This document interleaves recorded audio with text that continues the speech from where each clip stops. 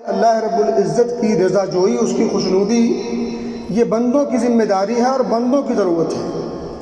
اللہ رب العزت بے نیاز ہے، اس کی بے نیازی پر آنچ نہیں آتی۔ وہ رب العالمین ہے تو ہے، اس کی رب العالمینی پر کسی کی عبادت سے یا کسی کے عبادت نہ کرنے سے کوئی فائدہ، کوئی فرق، کوئی اضافہ، کوئی کمی نہیں ہوتی۔ یہ بات بالکل مسلم ہے کہ ایک بندہ جتنی عبادت کرے، جتنا اس کو خوش کرنے کی کوشش کرے، یہ بندے کی ضرورت ہے، یہ بندے کی ضرورت ہے۔ اللہ رب العزت کو اس سے کوئی فرق نہیں پڑتا، نہ اس کی اس کو ضرورت ہے۔ یہ چیز کاش ذہن میں گھر کر جاتی۔ ہمیں اس بات کا علم ہے، جو میں نے کہا ہے کوئی نئی چیز نہیں کہا ہے، ہم سب جانتے ہیں کہ اللہ بے نیاز ہے، اس بات کا ہمیں علم ہے، مگر اس بات کی حقیقت اور اس کی گہرائی ہمارے ذہن و دماغ میں نہیں بیٹھی ہے۔ اگر یہ چیز بیٹھی ہوتی تو اللہ رب العزت کی اطاعت سے، اس کی عبادت سے ہم منہ نہ موڑتے، ہم اتنے بے پرواہ، اتنے سست اور غافل نہ ہوتے۔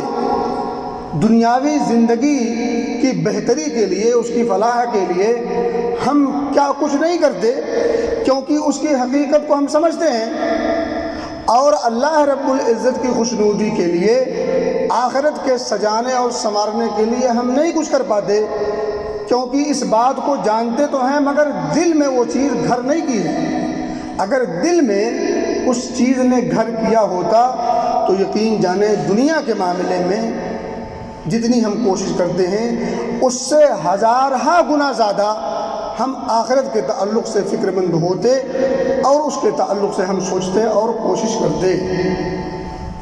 تو اس چیز کو سمجھنے کی ضرورت ہے۔ اب میں آپ کے سامنے 3 حدیثوں کا لب لباب رکھوں گا، اور اللہ رب العزت کی اپنے بندوں کے تعلق سے کتنا رحیم ہے، کتنا کریم اور کتنا شفیق ہے، اور کس حد تک وہ ہم سے پیار کرتا ہے، شاید یہ آپ سمجھ سکیں۔ اور یہ سمجھنا یہ تقاضا کرے گا کہ اب آپ عبادت سے اور اس کی رضا جوئی، اس کی خوشنودی کے حصول میں پیچھے نہیں رہیں گے۔ اگر اس کے باوجود بھی پیچھے رہتے ہیں تو اس کا مطلب یہ ہے کہ آپ نے رب کو اپنے تعلق سے رحیم نہیں مانا، کریم نہیں مانا، آپ نے اس کو اپنا محبوب نہیں مانا، اور اس کے تعلق سے آپ ابھی سنجیدہ نہیں ہیں۔ یہ بات بالکل کھل کر کے سامنے آئے گی۔ میرے بھائی، میرے دوست، آپ نے بارہا سنا ہے، میں نے کئی بار سنا ہے، اللہ رب العزت آسمان دنیا پر ہر رات نازل ہوتا ہے اپنے حساب سے۔ ہر رات، کب؟ جب رات کا آخری تہائی حصہ ہو، آخری 1/3 والے وقت میں اللہ خود نازل، ینزل ربنا تبارک و تعالی کل لیلہ الی السماء الدنیا حین یبقى ثلث اللیل الآخر۔ جب رات کا آخری تہائی حصہ ہوتا ہے تو ہمارا رب آسمان دنیا پر، یہ آسمان جس کو ہم دیکھ رہے ہیں، وہ اس پر نازل ہوتا ہے، اترتا ہے۔ نزول کہتے ہیں اوپر سے نیچے آنا۔ جب آپ سیڑھی سے اوپر سے نیچے آتے ہیں تو اس کو نزول کہتے ہیں، اور جب اوپر نیچے سے اوپر جاتے ہیں تو اس کو صعود کہتے ہیں۔ تو نیچے آتا ینزل، اب وہ کیسے آتا ہے اس پر بحث کی ضرورت نہیں۔ کیوں؟ کیونکہ اس نے اپنے بارے میں اپنی کیفیات کے تعلق سے قریدنے سے منع کیا ہے، کیونکہ اس کی مثال ہے ہی نہیں۔ جس کی مثال نہ ہو اس کو مثال سے سمجھا نہیں جا سکتا، اس کو صرف یوں ہی مانیں گے جیسے اس نے اپنے بارے میں بتایا ہے۔ وہ نازل ہوتا ہے اپنی شان کے حساب سے، نازل ہو کر کے خود وہ ندا لگاتا ہے، میں یدعونی، ہے مجھ سے دعا کرنے والا کوئی جو دعا کرے، میں اس کی دعا کو سنوں، فاستجیب لہ، میں یسألنی، کوئی ہے جو مجھ سے مانگے، فاعطیہ، میں اسے عطا کروں، دوں، میں یستغفرنی فاغفر لہ، ہے کوئی استغفار طلب کرنے والا، ہے کسی کو ضرورت مغفرت کی اور بخشش کی، آ جاؤ۔ اللہ خود آ کر کے اپنے دروازے کھول کر کے اپنے بندوں کو بلا رہا ہے، آؤ مغفرت لے جاؤ، آؤ کچھ مانگنا ہے وہ لے کر کے جاؤ۔ ہم در دور کی شکل اختیار کر لیتے ہیں، کیا کچھ نہیں کرتے۔ آئے دن جعلی پیر پکڑے جاتے ہیں، جب تک پکڑے نہیں جاتے تب تک وہ اصلی پہنچائے ہوتے ہیں، جو شاید رب سے بھی اعلیٰ و ارفع ہوتے ہیں۔ یہ ہے ہماری عقیدے کی فساد کی انتہا۔ ہم کتنے بد عقیدہ ہیں، کتنے ہمارے عقیدوں میں کتنا فساد ہے، اس کا اندازہ کیجئے۔ جب تک وہ پکڑا نہ جائے تب تک وہ پہنچایا ہے، شاید وہ رب العالمین سے بھی آگے ہے۔ لیکن جب پکڑا جاتا ہے تو پھر روتے ہیں اور بلبلاتے ہیں، اور جب عزت داؤ پہ لگ جاتی ہے اور عزت کا ملیہ میٹ ہو جاتا ہے، تب سوائے رونے کے، افسوس کرنے کے، اور ہاتھ میں آتا کیا ہے؟ جب سب کچھ لٹ چکا ہو تو لٹنے سے پہلے خبرگیری کی ضرورت ہے۔ اللہ خود آئے، دروازہ کھولے، بلائے اور پکارے۔ ہمیں ان حدیثوں پر یقین ہوتا تو ہم کسی اور در پر کیوں جاتے، اس در کو چھوڑ کر جس در کی حقیقت بالکل کھلی ہوئی ہے۔ دوسری حدیث، آپ کو پتہ ہے کہ جمعہ کے دن ایک گھڑی ایسی ہے جس وقت اللہ رب العزت سے بندے مسلم جو کچھ بھی مانگے اللہ اسے عطا کر دیتا ہے۔ جمعہ کا دن، آج جمعہ کا دن ہے۔ جمعہ کے دن ایک ایسی گھڑی ہے، ساعہ، ایک ایسی گھڑی ہے، وہ کوئی لمحہ چھوٹا سا ہے۔ اس چھوٹے سے لمحے میں اگر بندے مسلم کچھ بھی اللہ سے مانگے، کچھ سے مراد جائز چیز ہو، اب کسی اپنی لور کو اپنے دام فریب میں پھنسانے کے لیے دعا کرے تو یہ حرام چیز ہے۔ حرام چیز رب سے نہیں مانگی جاتی۔ حرام تو اپنے ابو سے آپ نہیں مانگتے۔ ہے کوئی اس میں سے باز امیر جو اپنے ابو سے کہے میری شادی کروا دے کسی لڑکی سے؟ اگر اپنے ابو سے یہ نہیں کہہ سکتا، کیا رب العالمین سے وہ ایسی چیز کا مطالبہ کر سکتا، مانگ سکتا، سوال کر سکتا؟ میرے بھائی، جمعہ کے دن ایک گھڑی ہے جس کا وقت بہت شارٹ ہے۔ اس شارٹ وقت میں اللہ رب العزت سے بندے مسلم جو کچھ بھی مانگے جائز چیز، اللہ اسے وہ چیز ضرور عطا کرتا ہے۔ حتیٰ کہ دنیاوی چیز بھی مانگے، پریشان حال ہے، پریشان حالی سے نجات کی دعا مانگے، بے روزگار ہے روزگار مانگ لے، بیوی ہے بچے نہیں بچے مانگ لے، بیوی ہی نہیں بیوی مانگ لے، اور دیگر چیزیں جو کچھ بھی اس کا مطالبہ ہے جائز مطالبہ ہے، حد میں رہتے ہوئے ہے، اور ان تمام شرائط اور احکام و آداب کو ملحوظ رکھے ہوئے ہے، تو اس کی قبولیت کا فل چانس ہے۔ تیسری بات، صحیح مسلم ہی کی روایت ہے، اما عائشہ صدیقہ رضی اللہ تعالیٰ عنہا کا فرمان، اس کی راویہ ہے، نبی کا فرمان، ما من یوم اکثر من ان یعتق اللہ فیہ عبدا من النار من یوم عرفہ۔ کمال دیکھیں، آج رب کا یہ فضل نہیں ہے تو اور کیا ہے؟ آج ہمیں جمعہ کا دن بھی میسر ہے، عرفہ کا دن بھی میسر ہے، اور ہمارے پاس وہ گھڑیاں ہیں جن گھڑیوں میں ہم اپنے رب کو راضی کرنے کے پورے جتن کر سکتے ہیں۔ اور کمال دیکھیں، ایک بات یاد آئے گی ذہن میں، آپ رمضان کے آخری عشرے کی طاق 5 راتوں میں ایک رات تلاش کرتے ہیں، اب وہ ان طاق 5 راتوں میں سے کون سی ہے اس کا اندازہ کسی کو نہیں ہے، اس کو ڈھونڈنا ہے، تلاش کرنا ہے، جسے اللہ توفیق دے اسے میسر ہو جائے۔ لیکن عرفہ کا دن وہ دن ہے جس دن اللہ رب العزت کی طرف سے بخشش و مغفرت کے پروانے عام طور پر جاری کیے جاتے ہیں، اور یہ دن مسلم ہے، ظاہر اور باہر ہے۔ جس طرح سے سورج نکلا ہوا دکھ رہا محسوس کر رہے ہیں، اسی طرح سے آج کا دن بخشش و مغفرت اور پروانے اس کے پروانے کے حصول کا دن ہے۔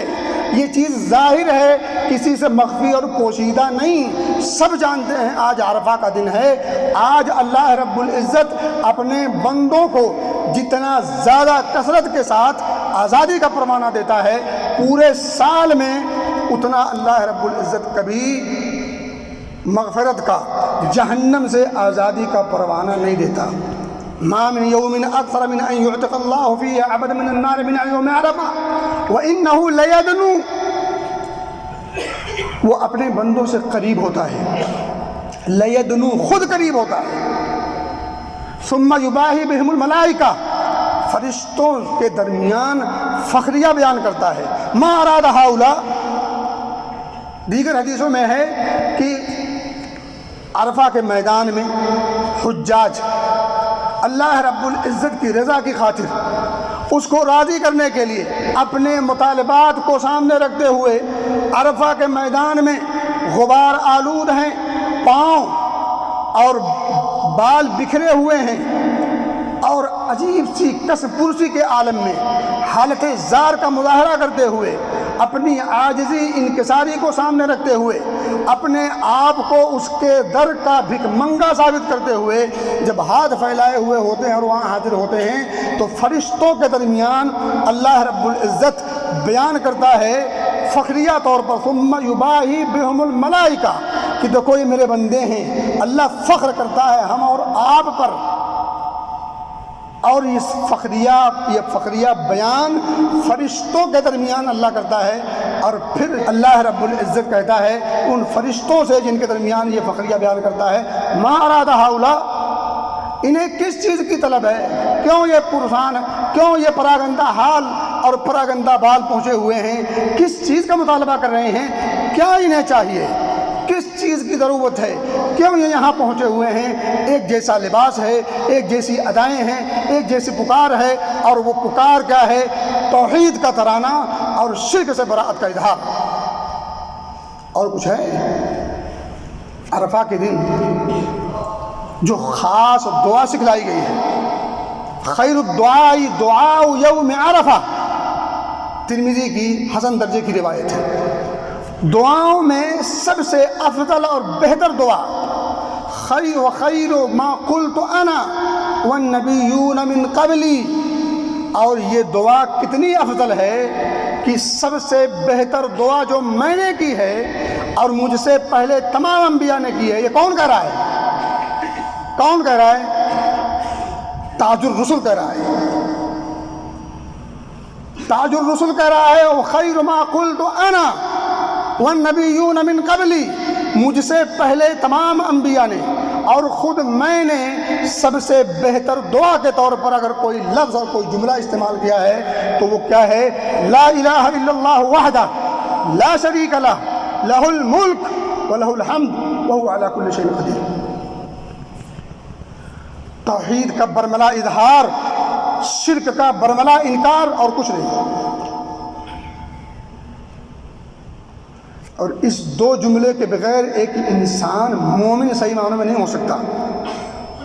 ایک مومن کا صحیح معنوں میں مومن ہونے کے لیے ان دو چیزوں کا برملا اظہار ہونا چاہیے۔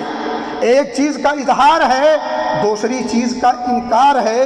جب تک اظہار و انکار ایک ساتھ نہ ہو تب تک توحید میں وہ چاشنی نہیں آ سکتی، اور توحید کے تقاضے پر آپ کھڑا نہیں اتر سکتے۔ ایک طرف غیر اللہ کے تعلق سے جتنے مظاہر ہیں ان تمام کا برملا انکار ہونا چاہیے، ساتھ ہی ساتھ ایک رب ذوالجلال کی عبادت کا اور تمام چیزوں کی ملکیت کا اور تمام چیزوں کی خالقیت کا برملا اور کھلم کھلا اظہار و اقرار و اعتراف بھی ہونا چاہیے۔ جب تک ان دو خوبیوں سے ایک انسان لبریز نہ ہو تب تک وہ مومن نہیں ہو سکتا، اسے مومن نہیں کہیں گے۔ کلمے کا اقرار ایک مسلمان کہا جا سکتا ہے لیکن مومن نہیں کہا جا سکتا۔ میں کہہ رہا تھا کہ ان 3-4 چیزوں کو جو حدیث کی روشنی میں میں نے آپ کے سامنے رکھی ہے مختصر انداز میں، کیا یہ حدیثیں، یہ باتیں ظاہر نہیں کرتی کہ اللہ ہمیں ہر وہ طریقہ اپنانا چاہتا ہے جس سے ہمیں بخش دے؟ کیا یہ کھل کر کے سامنے حقیقت نہیں آتی کہ وہ ہمیں عذاب دینا نہیں چاہتا، وہ ہمیں پریشان کرنا نہیں چاہتا، آخرت میں ہمیں ذلیل و رسوا کرنا نہیں چاہتا؟ اگر اسے آخرت میں ذلیل و رسوا کرنا ہوتا تو یہ طرح طرح کی اسکیمیں اور یہ طرح طرح کے مواقع، یہ طرح طرح کی فضیلت والے ایام اور اوقات وہ کیوں عطا کرتا؟ ان تمام چیزوں کے عطا کرنے میں اسے کیا چیز حاصل ہوگی؟ کیا اس کا نفع ہوگا؟ کیا اس کی بادشاہت میں بڑھوتری اور اضافہ ہو جائے گا؟ کیا اس کی بادشاہت میں، اس کی رب العالمینی میں، اس کے احکم الحاکمین ہونے میں کوئی فرق پڑے گا؟ ان تمام چیزوں کے دینے نہ دینے سے، دے دیا تب بھی یہ اس کا فضل ہے، اور نہیں دیا تب بھی یہ اس کا عدل ہے۔ لیکن اس کا فضل دیکھیں کہ وہ اپنے بندوں کو گاہے بگاہے، موقع بموقع ایک نہ ایک ایسی اسکیمیں اور ایسے مواقع اور ایسے مواسم فراہم کرتا رہتا ہے جس سے بندہ جو گناہوں میں لت پت ہو، جو رب سے دور ہو گیا ہو، جو رب کو ناراض کر چکا ہو، جو شیطان کا رضیہ ہو چکا ہو، جو شیطان کو اپنا دوست بنا چکا ہو، وہ اب لوٹ آئے۔ لوٹنے کے مواقع اور مواسم عطا کرتا رہتا ہے۔ یہ اس کی رحیمی، اس کی کریمی کی دلیل نہیں تو کیا ہے؟ واضح علامت ہے۔ لیکن اس کے باوجود اگر ہم اس کے ان رحمت کے سایوں کو پانے کے باوجود، اگر ان تمام مواقع کے میسر ہونے کے باوجود، ان تمام خوبیوں کے باوجود اگر ہم اپنے رب کو راضی نہ کر سکیں، اگر ہم اپنے رب کے قریب نہ ہو سکیں، اگر ہم شیطنت کو چھوڑ کر رب کی اطاعت پر اپنے آپ کو گامزن نہ کر سکیں، اگر ہم برے راستوں کو چھوڑ کر سیدھے راستے پر چلنے کے لیے اپنے آپ کو تیار نہ کر سکیں، تو میرے بھائیوں اور دوستوں، اس سے بڑی بدنصیبی اور اس سے بڑی بدقسمتی کیا کچھ اور ہو سکتی؟ ہرگز نہیں۔ آج کے بات کا پورے نچوڑ یہ ہے کہ اللہ رب العزت اپنے کسی بندے کو آخرت میں ذلیل و رسوا نہیں کرنا چاہتا، ہر بندے سے راضی ہونے کے مواقع میسر کرتا ہے۔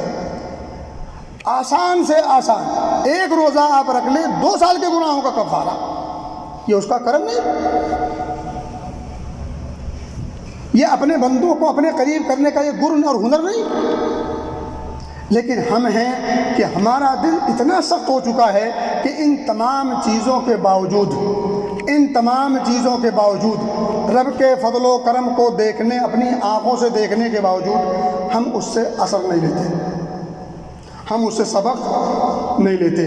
میرے بھائی جاگ جائیں، اس لیے کہ یہ زندگی کی گھڑیاں کب بے وفائی کر جائیں، یہ سانس کب بند ہو جائے، کسی کے پاس کوئی گارنٹی نہیں، یہ بتا کے نہیں آئے گی۔ آپ سوئے رہ گئے، کہیں جا رہے تھے، اچانک گرے رہ گئے، اچانک ہارٹ اٹیک ہوا اور دنیا چھوڑ چلے۔ کیا کسی کے پاس کوئی الارم ہے جو یہ بتا سکے کہ آپ کا آخری وقت آنے کو ہے، سنبھل جاؤ، سنور جاؤ؟ نہیں نا، ہرگز نہیں۔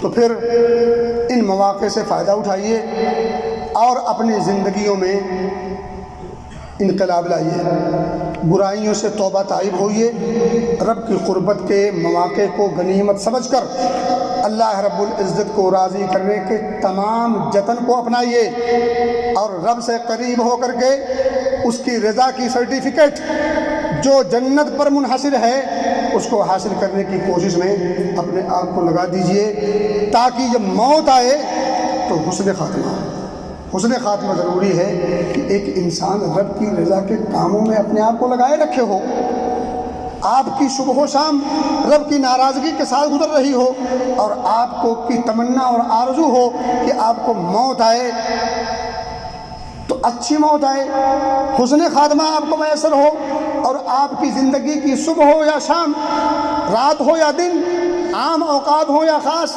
ان تمام کے تمام میں آپ کے کاموں میں لیڈ لگی ہو،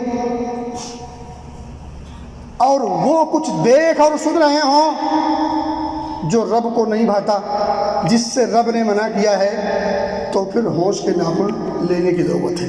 میرے بھائی، ایک دو بات اور آخری، آپ نے جو حدیثیں سنی تو آپ کو اندازہ ہوگا کہ یہ حاجیوں کے لیے ہے، اس میں کوئی شبہ نہیں۔ بالخصوص عرفہ کے مقام پر، عرفہ کے میدان میں جب ایک حاجی اپنے ان خاص مخصوص اداؤں کے ساتھ رب کے سامنے اپنے ہاتھ کو جب دراز کرتا ہے تو پھر رب العالمین جوش میں آتا ہے اور پھر یہ پروانے عطا کرتا ہے، اس میں کوئی شبہ نہیں۔ لیکن حافظ ابن رجب رحمۃ اللہ علیہ کہتے ہیں کہ اس میں حجاج اور غیر حجاج سب کے لیے ایک ندا ہے، سب کے لیے اس میں خوشخبری ہے، سب کے لیے اس میں اللہ کا عام پیغام اور عام پروانہ ہے جہنم سے آزادی کا۔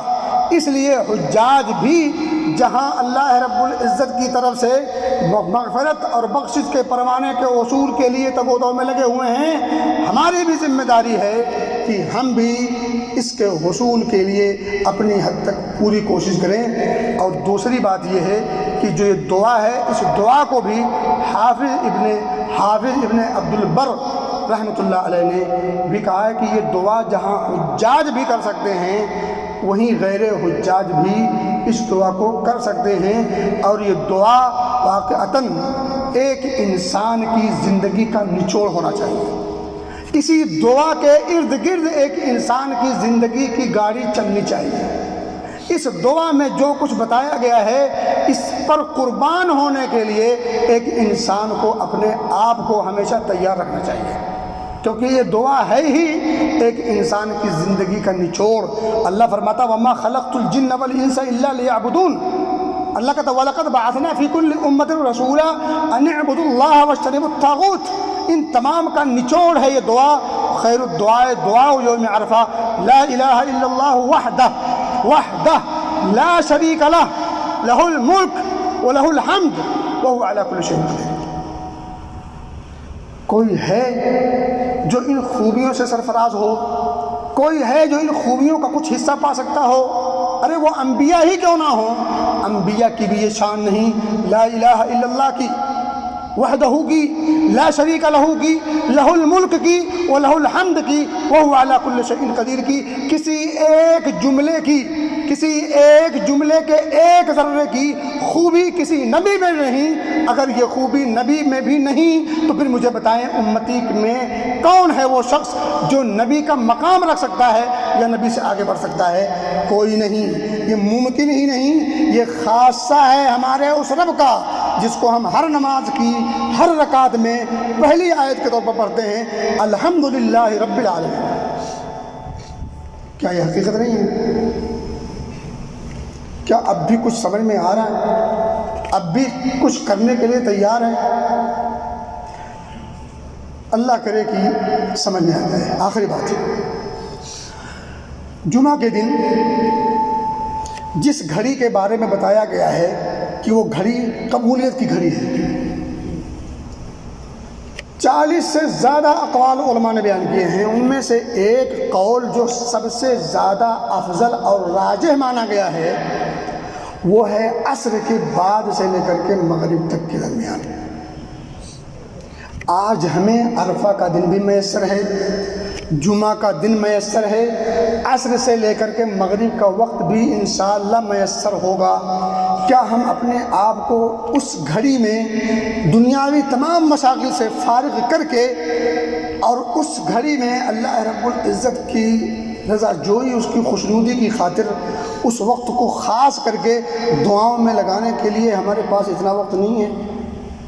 عصر کے بعد سے لے کر کے مغرب کے درمیان تک کا وقت، کیا ہم پورے سال میں اتنا وقت دینے کے لیے تیار نہیں؟ اور اپنے فائدے کے لیے، اور فائدہ کون سا؟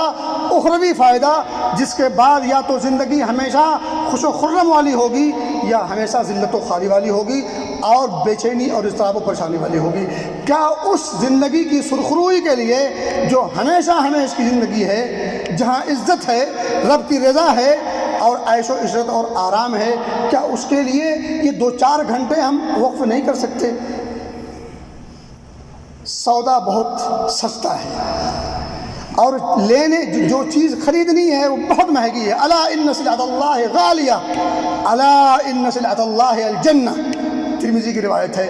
یاد رکھو یہ جو سامان تجارت جنت ہے نا، یہ بہت مہنگا ہے۔ ان اللہ اشتری من المؤمنین انفسهم واموالهم بان لهم الجنہ، جان و مال سب کچھ دے دیا جائے تب جا کر کے جنت کے پروانے اور ٹکٹ ملنے کا چانس ہے۔ اور پتہ نہیں آپ کی جان آفری کے حوالے جو ہوئی ہے وہ قابل قبول بھی ہے، آپ نے جو مال پیش کیا ہے کیا وہ قابل قبول بھی ہے؟ یہ گارنٹی کس کے پاس ہے؟ جان دی ہوئی اسی کی تھی، حق تو یہ ہے کہ حق ادا نہ ہوا۔ تو بہرحال مجھے امید ہے کہ ہم ضرور ان افضل اوقات کو، ان افضل گھڑیوں کو جس میں ہمارے لیے خیر و بھلائی کے راز مضمر پوشیدہ اور مخفی ہیں، ان کو پانے کی پوری کوشش کریں گے۔ اللہ ہم سب کو سمجھنے کے ساتھ عمل کی بھی توفیق دے، آمین۔